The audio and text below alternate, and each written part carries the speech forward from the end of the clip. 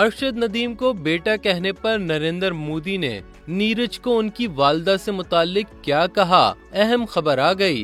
भारतीय वजीर आजम नरेंद्र मोदी ने पेरिस ओलंपिक में जूलियन थ्रो के मुकाबले में सिल्वर मेडल जीतने पर नीरज चोपड़ा से गुफ्तगू करते हुए उनकी वालदा की तरफ से अरशद नदीम को बेटा कहने पर सराहा। उन्होंने चांदी का तमगा जीतने वाले भारतीय जूलियन थ्रोअर नीरज चोपड़ा को फोन पर मुबारकबाद दी और मुस्तकबिल में उनके लिए नेक ख्वाहिशात का इजहार किया। नरेंद्र मोदी ने नीरज से कहा कि आपकी वालदा ने अरशद नदीम को अपना बेटा कहा, मैं उस जज्बे से मुतासिर हुआ हूँ। ख्याल रहे कि नीरज और अरशद दोनों की वालदा ने एक दूसरे के बच्चों को अपना बेटा करार दिया।